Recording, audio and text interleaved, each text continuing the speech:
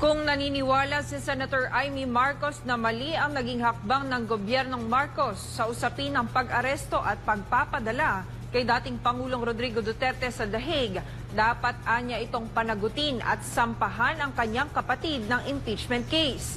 Ito ang matapang na hamon ng dating Presidential Legal Counsel ni dating Pangulong Duterte kay Senator Amy Marcos at sinabi na ang issue ay isang seryosong usapin na hindi dapat hanggang salita lamang. Narito ang balita ni Margot Gonzalez. Sa preliminary findings ni Senator Amy Marcos, sinagawa niyang pagdinig kaugnay sa nangyaring pag-aresto at pagpapadala kay dating Pangulong Rodrigo Duterte sa The Hague, Netherlands, lumalabas na labag ang karapatan ng dating Pangulo.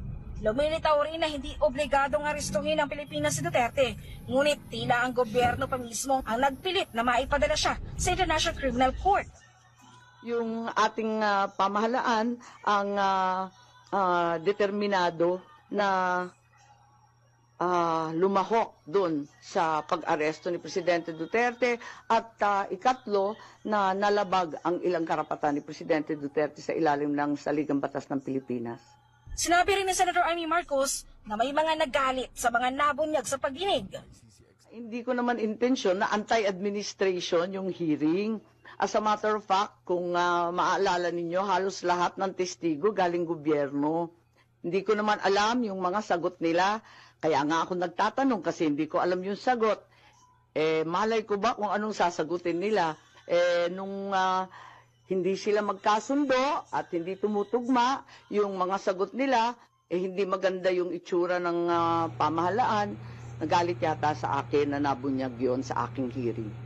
Samantala si dating Chief Presidential Legal Counsel Atty. Salvador Panelo may matapang na hamon kay Senator Amy Marcos.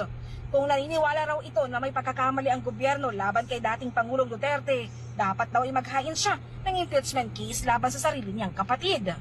Kung talagang mali ang ginawa ng gobyerno ito at ang puno ng gobyerno ay yung kapatid, maghain na ng impeachment laban sa kapatid mo. Of the Constitution. Hindi raw bilib si Panelo sa sinagawang pagdinig ni Senator Amy, maging sa inanunsyo niyang pagtalikod sa alyansa na binuo ni Marcos Jr. Gayet ni Panelo, ginawa lang daw ito ni Senator Amy upang makakuha ng suporta para sa kanyang kandidatura. Ngunit nanindigan ng senadora at sinabing hindi politika ang dahilan ng kanyang mga aksyon. Para sa kanya, mas mahalaga daw ang soberanya ng Pilipinas kaysa kampanya.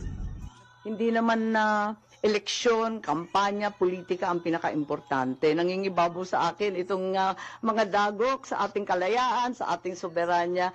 Hindi ko kaya to Talagang ipaglalaban ko yan Para sa Diyos at Pilipinas kong mahal, Margot Gonzalez.